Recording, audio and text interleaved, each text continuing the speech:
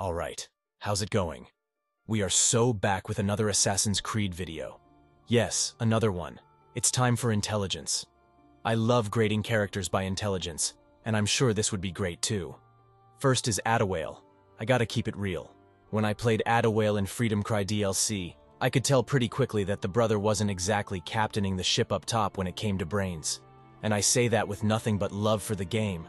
Compared to slick strategists like Haytham Kenway, Adawale just operates on a simpler wave when getting things done.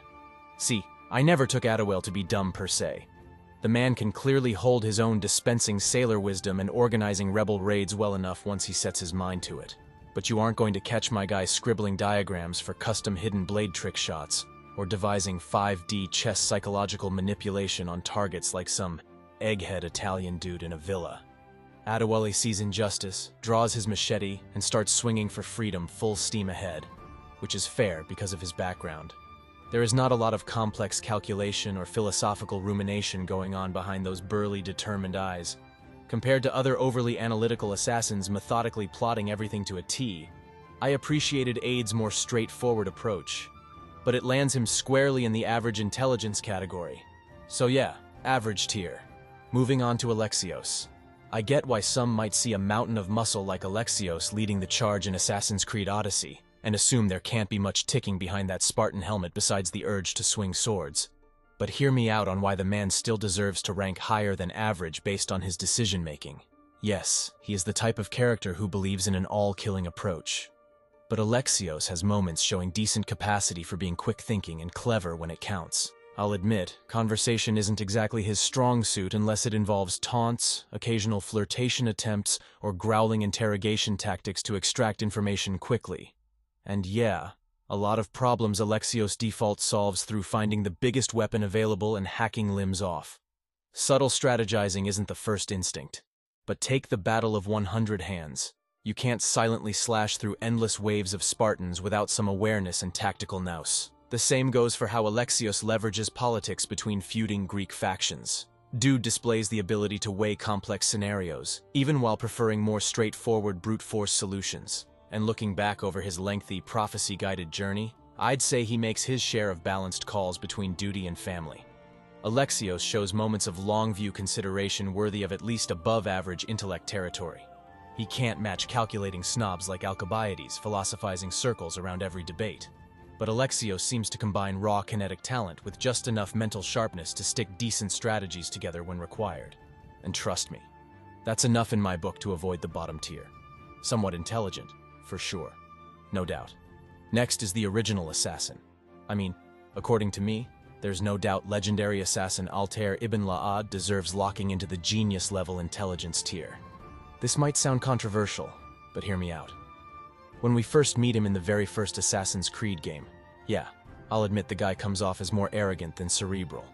But as Altair progresses from disgraced emotion to redeeming himself as a wiser mentor, you really witness the sharp intellect behind his lethal fighting abilities. I mean, just consider how methodically he pieces together the political chess moves of targets like Desmond and Al-Mualim using information extracted from informants along the way. The intellectual aptitude to decode agendas for both warring factions definitely requires some next-level critical thinking abilities. And according to me, seeing him apply that big brain power towards innovating the Brotherhood's entire mission structure and training processes by game's end cements his status as a visionary genius architect. Some of you may have found early chapters lacking overt character details for Altair, but that subtly only reinforces for me how vast his mental potential appears, going from a short-sighted blade for hire to a carefully calculated grandmaster redefining generations of assassins to follow. By the finale, when Altair's gained that mythic aura of wisdom, it suddenly hit me. This guy's on a completely different plane of mental ascension, compared to most protagonists that came before or after. In my book, the conversations with Al-Mualim or investigatory missions sniffing out conspiracies required no small amount of genius-tier deduction. Next is Arno. Starting with Arno Victor Dorian, I've got to say this French assassin buddy lands squarely in the average intelligence category for me. And I don't necessarily mean that as a knock against the guy. Between scrapping with extremist factions in the French Revolution and pursuing the Templar Grand Master amidst the chaos, I'm not expecting Arno to sit around philosophizing complex strategies. He's a mostly capable agent in the heat of Parisian skirmishes, and chases who can puzzle things out well enough to keep pace with enemies and allies alike. But would I put Arno's cognitive abilities anywhere near visionary scholar types like Altair or a ruthless chess master like Haytham Kenway? Probably not. He simply isn't built like that. The man tends to act first on emotion-fueled impulses and question consequences later, which lands him in trouble. And while his swordplay flashes plenty of skill, I can't say I witnessed too many tactics that went beyond straightforward infiltration or open combat approaches. At the end of the day, Arno has enough roguish wit and situational awareness to adapt on the fly, keeping up with personal vendettas and brotherhood obligations without drowning entirely. But I'd hesitate to call him the brightest lantern on the street. Simply average tier. Next is Aya. As for Aya, Bayek's eventual wife, I think it's fair to categorize her intellect as somewhat above average rather than higher. What I appreciated about Aya was seeing glimpses of her aptitude for taking points on key missions like infiltrating Apollodorus's estate to uncover the secrets of the Order of the Ancients.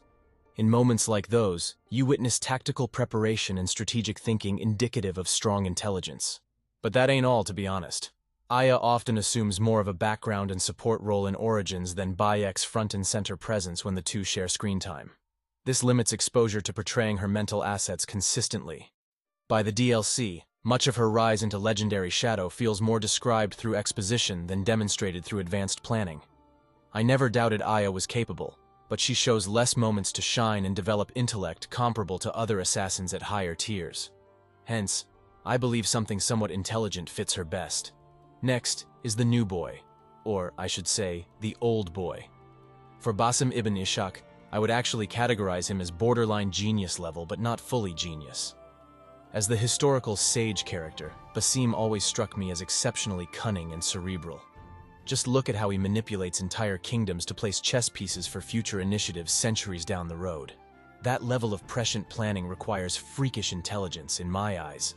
I agree that many of his methods prove cold or callous, but that almost reinforces the sense that Basim operates on a superior strategic wavelength than most around him. So I'd be inclined to upgrade his intellect tier accordingly. So I think I'll go with the intelligent tier. Next up, Bayek of Siwa. It's tough because Bayek comes across as very street smart and emotionally insightful when it comes to understanding people, especially as a revered Medjay protector serving Egypt's common folk. But in my opinion, he doesn't necessarily showcase the same mastery of crafting complex schemes as the great philosophical minds of the Brotherhood. I could justify keeping Bayek at a somewhat intelligent tier, though part of me wants to nudge him higher for his rounded wisdom and leadership talents in mobilizing the hidden ones. There may not be definitive answers there. Next is Connor. For Connor Kenway, he may not match cunning chess players like his father Haytham, but Connor shows plenty of capability, balancing physical prowess with deductive planning and taking down men like Charles Lee. I recall sequences where he sets effective traps, mapping out attack strategies requiring mental acuity that warrant an above-average ranking. There is not much to analyze. Desmond Miles. Now we are talking. He's functionally capable of analyzing scenarios in the Animus across different ancestral memories. Yet we don't often see Desmond exhibiting exceptional smarts or tactical brilliance when confronting threats firsthand in modern-day scenes. He feels like more of a vessel to appreciate the talents of those who came in the past than a genius in his own right. So I concur that average intelligence suits him. But I'm open to counter-arguments, so yeah, you can always comment. Edward Kenway. At first glance, Edward Kenway may not strike most as a candidate for intellectual greatness. Throughout much of Black Flag, carousing across the Caribbean with a cutlass in one hand and a rum bottle in the other, Edward's preferred domains seem to be ships, sea shanties, and plunder rather than libraries or laboratory brainstorm sessions. Yet behind that brash buccaneer facade brewed immense potential for ingenious mastery as Assassin's Creed progressed. Consider Edward's rise navigating the golden age of piracy, amassing influence via shrewd alliances, crafting ship upgrades through technical creativity, or manipulating conflicts across empires to help Abbey and the Brotherhood. His scheming capacity matched his boldness in battle. We witness a blend of physical daring and mental agility, letting Kenway thrive amidst chaos. His opportunistic instincts attune lucratively to turmoil the way a chess grandmaster leverages pieces upon disorder on the board. His development was amazing nonetheless, through losses by game climax.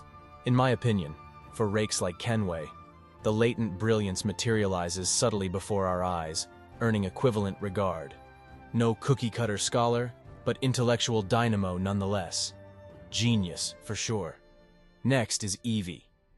I believe brains make a perfect balance to twin brother Jacob's addiction to adrenaline action. Gotta respect the skill diversity. While Jacob leaves wreckage barreling through missions like a human cannonball, I appreciate Evie strategizing 4 steps ahead. It was a near-perfect combination. Whether it's studying enemy weaknesses to exploit, understanding Piece of Eden powers, or scoping secure routes for infiltrations, this calculating stylist makes methodical planning seem easy as pie. You gotta have next-level mental chops to keep the chaotic Fry Company in check. I'll admit Evie lacks some brash charisma, but get her behind the scenes concocting sabotage or wrapping targets around her fingers through manipulation and deception, and old Fry starts entering genius territory for me. Anyone who is collected yet precise has got to claim some high-level intelligence badge. I believe Evie herself wouldn't crave the attention of being known as some once-a-century intellectual peerless prodigy. She smartly lets results speak for themselves. But from where I'm sitting, any assassin that can handily out-scheme London's best and brightest baddies while keeping a level head deserves huge IQ props. So for me, she is going to the genius tier. Time for fan favorite, Ezio. When I look back at everything Ezio Auditore has done in the games, there's no doubt in my mind that the man is an absolute genius tier figure. You have to possess some beastly brain power to pull off half the stuff Ezio achieved across multiple eras of his long life in Italy. Dude was outsmarting enemies left and right, while also evolving the assassins into an even deadlier force. Whether it was getting out of sticky situations against armies in missions impossible for most to escape, or completely shifting the assassins into a stronger underground organization, Ezio always demonstrated a scary high IQ mixed with ambition and vision. I believe only next-level intelligence could let someone operate so successfully across different cities and segments of society. Yet as smart as Ezio was about eliminating threats all stealth-like, there was still wisdom and humanity rather than pure, cold logic. And the compassion he showed for common folks while elevating himself into the legendary mentor figure of brotherhood? Pure genius balanced with heart and principle is in my book.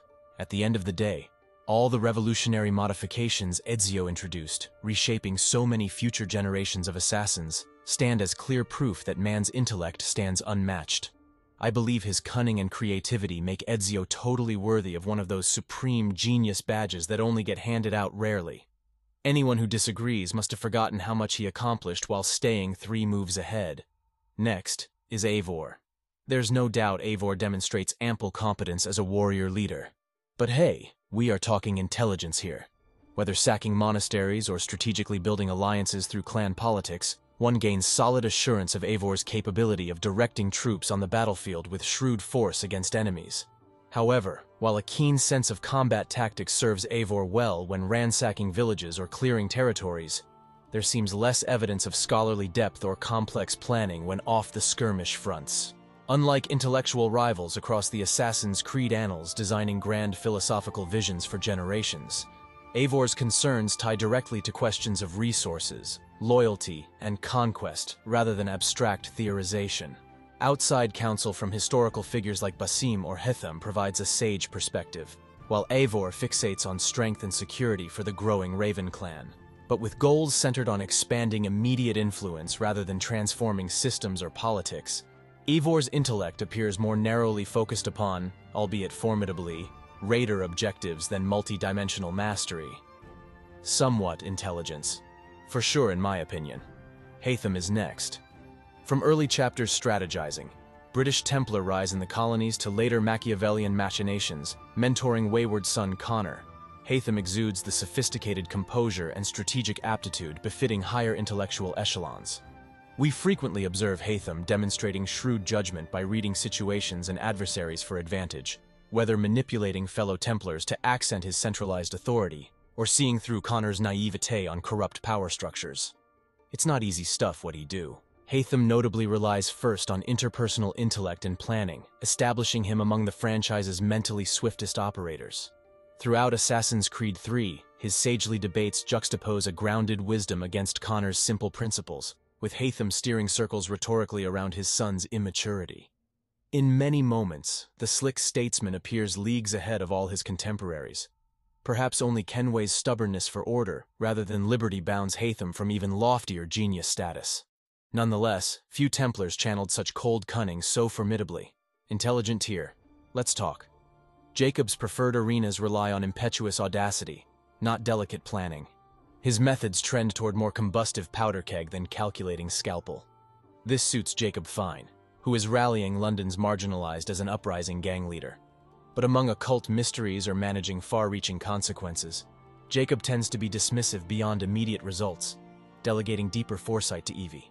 Still, while fostering allies demands some social talent, often Jacob's means prove cynically transactional, rather than sustaining vision beyond ego and entitlements. A good man at heart, but ruled by short-term appetites over patience for long games. Where wisdom wields scalpels, Jacob swings mallets, skilled but intellectually limited. I can't help that. Next is Kassandra. Throughout quests uniting disparate Greek factions, assassinating conspiratorial cultists, or resolving matters of succession challenging authority, Kassandra displayed subtle acumen, reading situations shrewdly before dispensing justice. This reflected long-honed experience across complex scenarios requiring adaptable intellect alongside deadly talents. That's worthy of note, if you ask me. We are almost done. I believe Layla meant well uncovering Isu's secrets for the Brotherhood, but the way she isolated herself from advice or let obsession take over, she lost perspective, recklessly tampering with the Animus using her own DNA, getting seduced by voices and artifacts without precaution, trusting shady corporations, and turning on assassin mentors. The girl made some questionable choices. I never understood if it was stubbornness, arrogance, or just poor assessment reading scenarios, but it screamed, lacking wisdom. I'll admit, Valhalla, after paying steep prices for impulsiveness, Layla wised up and cooperated with the team more. But so much damage and time have already been wasted. Maybe with guidance she fulfills her potential down the road. But based on decisions we witnessed firsthand, next up Cormac. Shay Cormac by contrast. The more I replay his story from assassin to Templar and rogue, the more I appreciate the tactical thinking and situational awareness that won over some brilliant minds to the Order. I believe Shay is sharp enough to recognize moral grays rather than absolutes guiding the Brotherhood, then strategically position his unique gifts to reshape the future. That shows a specific intellect I respect. Never the bookish academic sort, but intensely focused and perceptive when directly engaged. A thinker of action over philosophy, yet no less effective at maneuvering huge societies in transition. Shay knew who he was and operated accordingly, with impressive results. Come on, everyone can't be a genius, so I'll drop him to intelligent tier. So we are done. Here's the tier list. See it and think about what changes you would make. I'll be looking forward to seeing your comments, and you can also comment on what video you want to see next. Finally, thanks for watching, and I'll see you in the next video.